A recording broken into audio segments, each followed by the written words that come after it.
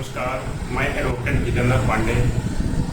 तो आज के वीडियो में बात करने वाले हैं कि ग्राम पंचायत में पट्टा किस प्रकार प्राप्त कर सकते हैं और पट्टे किस प्रकार आवंटित किए जाते हैं और उनकी क्या प्रक्रियाएं और क्या अहर्ताएँ होती हैं। इस वीडियो में आज आबादी स्थल के पट्टे के बारे में बात करेंगे। मित्रों, आबादी स्थल के पट्टों के बारे में बात करने से पहले सबसे पहले बात कर लेते हैं कि राज्य में जितनी भी सार्वजनिक जगहें, तालाब, झाड़ियाँ, नाले, झील और नहर, पोखर और जो ज़मीनें, जो भूमियाँ किसी व्यक्ति के कब्जे में ना हो, उन सब पर राज्य सरकार का अधिकार होता है। क्योंकि राज्य एक बहुत बड़ा क्षेत्र है, इसलिए राज्य सरकार ने इन सभी भूमियों की देखरेख के लिए एक भूमि प्रबंधक समिति की स्थापना की है, क्योंकि पंचायती राज अधिनियम में जिसका विवरण दिया गया है। तो ये भूमि है जो ग्राम पंचायत में, उसकी देखरेख की जिम्मेदारी भूमि प्रबंधक समिति को दी गई है। तो भूमि प्रबंधक समिति क्या होती है, इसके बारे में भी जान लेते हैं। तो दोस्तों, जो भूमि प्रबंधक समिति होती है, जो आपकी ग्राम पंचायत का ग्राम प्रधान होता है, वही भूमि प्रबंधक समिति का अध्यक्ष होता है। और जो द्वितीय स्थान पर पराजित प्रत्याशी होता है ग्राम पंचायत का ग्राम प्रधान पद का, वो इस भूमि प्रबंधक समिति का उपाध्यक्ष होता है। और जो क्षेत्र का लेखपाल होता है, वो हमारी इस भूमि प्रबंधक समिति का सचिव होता है। और जो अन्य सदस्य होते हैं, वो आपकी ग्राम पंचायत के ही सदस्य होते हैं। उन्हीं सबको मिलाकर एक भूमि प्रबंधक समिति बनाई जाती है, जो कि आबादी स्थल के पट्टों का देने का कार्य करती है। उस पर उप जिलाधिकारी के पूर्ण अनुमोदन की आवश्यकता होती है। तो आप ये लोग भूमि प्रबंधक समिति के बारे में समझ गए होंगे। अब फिर बात करते हैं कि ग्राम पंचायत में जो भूमि प्रबंधक समिति है, उसको पट्टा किस प्रकार दिए जाते हैं। तो आबादी स्थल के पट्टों की आवंटन के विषय में उत्तर प्रदेश राजस्व संहिता 2006 की धारा 64 में आबादी स्थल के पट्टों के वरीयता क्रम को बताया गया है कि आबादी स्थल के पट्टों किन किन व्यक्तियों को दिए जा सकते हैं।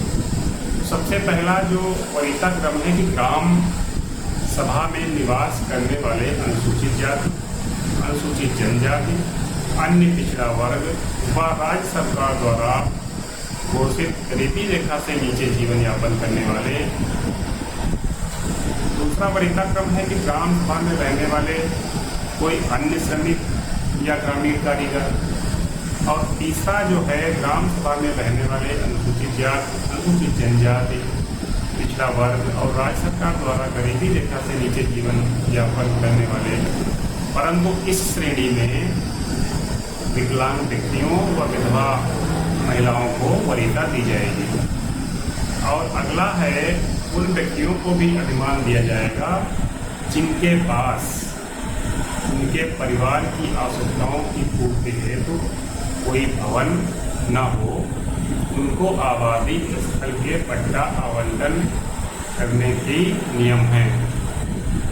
तो ये अहर्ताएँ हैं। सबसे पहले क्रम वाइज इन अहर्ताओं को पूरा करने के बाद ही पट्टा निर्धारण करने की प्रक्रिया भूमि प्रबंधक समिति द्वारा की जाती है। उसके बाद भूमि प्रबंधक समिति इन पट्टों का निर्धारण करने के लिए उसको कौन सी प्रक्रियाओं को अपनाना पड़ता है, उसके बारे में आपको बताते हैं। तो जब आबादी स्थल आवंटन की प्रक्रिया जो है, उत्तर प्रदेश राजस्व संहिता नियमावली 2016 के नियम 61 अथवा 62 के अंतर्गत बताया गया है। तो जब कभी भी भूमि प्रबंधक समिति जो होती है, नियम 61 अथवा 62 के अंतर्गत आवासीय स्थल आवंटित करने की कार्रवाई करती है, तो ग्राम सभा में एक डुग्गी पिटवाती है। डुग्गी पिटवाकर होती है, तो ग्राम सभा में डुग्गी पिटवाकर आवंटित की जाने वाले स्थल समय, दिनांक और आवंटित स्थल की घोषणा करेगा।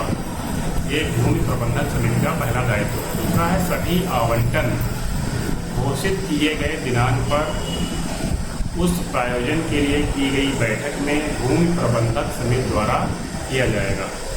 जहां एक ही अधिमानता क्रम में एक से अधिक व्यक्ति विशेष स्थल के आवंटन के लिए अपनी इच्छा रखते हैं तो वहाँ पर पर्ची निकालकर उस व्यक्ति का निर्धारण किया जाएगा।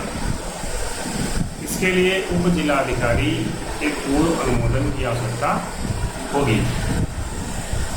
जब इन सब आबादी स्थल के पट्टा निर्धारण के बाद जिन व्यक्तियों को पट्टा देना भूमि प्रबंधक समिति अपना प्रस्ताव दे देती है, उसके बाद आवंटी को एक प्रमाण पत्र जो आरसी प्रपत्र 18 में दिया जाता है, जो 2 भाग में होता है। एक प्रमाण पत्र पट्टाधारक को दे दिया जाएगा और दूसरा प्रमाण पत्र भूमि प्रबंधक समिति के पास सुरक्षित रखा जाएगा।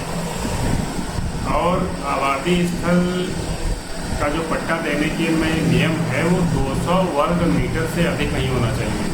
जो आबादी स्थल का जो पट्टा है वो 200 वर्ग मीटर क्षेत्रफल का होना चाहिए। तीसरा है आबादी स्थल का कोई प्रीमियम, आबादी कोई किराया नहीं लिया जाएगा। और अगला नियम जो है बहुत ही महत्वपूर्ण नियम है कि आबादी आवंटित स्थल के जो आवंटित स्थल है आबादी के लिए कब्जा दिए जाने के 3 वर्ष के भीतर आवंटी व्यक्ति को उस पर कब्जा कर अपना मकान बनाना होता है। यदि वह ऐसा नहीं कर पाता है तो डीएम जो होता है, जिलाधिकारी जो होता है, उत्तर प्रदेश राजस्व संहिता 2006 की धारा 66 के अनुसार उक्त पट्टा निरस्त कर सकता है यदि उक्त अहर्ताएँ न की गई। परंतु अनुसूचित जाति और अनुसूचित जनजाति के संबंधित व्यक्ति के प्रकरण में मकान बनाने के लिए उपरोक्त समय सीमा लागू नहीं होगी। अगला जो नियम है, जो इस व्यक्ति को पट्टा आवंटित किया गया है या उसके उत्तराधिकारी को आवंटन के दिनांक से 5 वर्ष की अवधि के अंदर स्थल अथवा उस पर बने मकान को विक्रय करने का हकदार नहीं होगा। यदि 5 वर्ष बाद विक्रय कर दिया जाता है तो जो अगली बार ये प्रक्रिया अपनाई जाएगी पट्टा आवंटन की, उसमें वो पात्र नहीं होगा। तो आप लोग ये समझ गए होंगे कि पट्टा आवंटन की क्या प्रक्रिया है। पट्टा आकाएँ आपको बता दी गई हैं और भूमि प्रबंधक समिति के क्या कार्य होते हैं पट्टा आवंटन के लिए, ये सभी शर्तें आप लोगों को जानकारी होनी चाहिए।